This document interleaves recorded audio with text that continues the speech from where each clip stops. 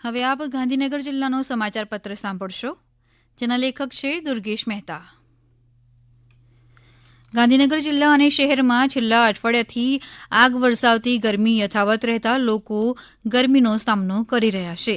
ગઈકાલે ગાંધીનગરમાં મહત્તમ તાપમાન 42.7 ડિગ્રી નોંધાયું હતું. ગાંધીનગર લોકસભા બેઠક ઉપર કેન્દ્રીય ગૃહમંત્રી અમિત શાહ અને કોંગ્રેસના ઉમેદવાર સોનલ પટેલ વચ્ચે સીધો ચૂંટણી જંગ યોજાયો હતો. 7મી મે ગાંધીનગર લોકસભા બેઠક પર યોજાયેલા મતદાનમાં ગાંધીનગર લોકસભા બેઠકનું મતદાન 60% થયું હતું. 2019માં 63.15% મતદાન થયું હતું, જે 2019ની સરખામણીમાં 3.46% ઓછું હતું. ગાંધીનગરમાં વિવિધ પક્ષોના રાજકીય આગેવાનોએ પોતાના મતાધિકારનો ઉપયોગ કર્યો હતો. પ્રધાનમંત્રી નરેન્દ્ર મોદીએ રાણીપમાં, જ્યારે ગાંધીનગર લોકસભા બેઠકના ઉમેદવાર અમિત શાહે નારણપુરમાં પોતાના મતાધિકારનો ઉપયોગ કર્યો હતો. ગાંધીનગર લોકસભા બેઠકના તમામ બૂથ પરથી ઈવીએમ ગાંધીનગર સેક્ટર 15 ખાતે તૈયાર કરવામાં આવેલા સ્ટ્રોંગ રૂમમાં કેદ કરી દેવામાં આવ્યા છે. સ્ટ્રોંગ રૂમની બહાર અર્ધલશ્કરી દળોનો પહેરો ગોઠવી રૂમ સીલ કરી દેવાયા છે. ગુડા દ્વારા તૈયાર કરવામાં આવી રહેલા EWS 2 કેટેગરીના 2663 આવાસનો ડ્રો કરીને ફાળવણી કરી દેવામાં આવી છે.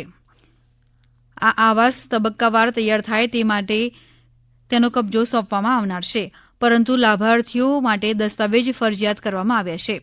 જે આવાસના દસ્તાવેજ કરવામાં આવશે તે પછી જ કબજો સોંપવાનો નિર્ણય લેવામાં આવ્યો છે.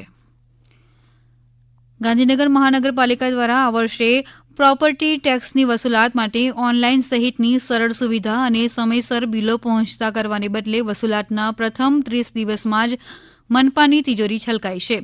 એપ્રિલની 1 થી 30 તારીખ સુધીમાં મહાનગરપાલિકાને પ્રોપર્ટી ટેક્સ પેટે 12.40 કરોડ રૂપિયાની આવક થઈ છે, જે ગત વર્ષના આ સમયગાળાની સરખામણીએ 240% જેટલી વધારે છે. 14,000 નાગરિકોએ 5.50 કરોડનો વેરો ઓનલાઈન ભર્યો. ગાંધીનગર લોકસભા ચૂંટણી પંચના નિયમ મુજબ દરેક ઉમેદવારે ઉમેદવારીપત્ર ભર્યા બાદ 3 તબક્કામાં તેમણે કરેલા ખર્ચની વિગતો રજૂ કરવી જરૂરી હોય છે. પરંતુ ગાંધીનગર બેઠકના 14 પૈકી 4 ઉમેદવારોએ તેમનો પ્રથમ તબક્કાનો ખર્ચ પણ રજૂ નહીં કરતા ચૂંટણી તંત્ર દ્વારા તેમને નોટિસ ફટકારવામાં આવી છે. ગાંધીનગર સિવિલ હોસ્પિટલની જૂની તેમજ નવી બિલ્ડિંગના તમામ વોર્ડ, પેસેજ તેમજ સમગ્ર કેમ્પસ વિસ્તારમાં ચારે તરફ 30 લાખના ખર્ચે 200 જેટલા સીસીટીવી કેમેરા લગાવીને બાજ નજર રાખવામાં આવશે. સિવિલમાં આવતા દર્દીઓ, સગાઓની સલામતીને ધ્યાનમાં લઈ PIU વિભાગ દ્વારા સીસીટીવી કેમેરા લગાવવાની કામગીરી પણ આરંભી દેવામાં આવી છે. શહેરના છેવાડે આવેલા ઇન્દ્રોડા પ્રકૃતિ ઉદ્યાનમાં પ્રાણીઓની સંખ્યા વધારે છે, જેમાં સિંહ, દીપડો અને વાઘનો સમાવેશ થાય છે. આ પ્રાણીઓ માંસાહારી હોવાના કારણે તેમને વધારે ગરમીનો અહેસાસ થાય છે. આ સ્થિતિ વચ્ચે ઉદ્યાનમાં પ્રાણીઓને ખાસ કરીને બપોરના સમયે, જ્યારે આકાશમાંથી અગનગોળાનો વરસાદ થતો હોય તેવા સમયે પ્રાણીઓને ઠંડા રાખવા માટે કેન્ડી આપવામાં આવે છે.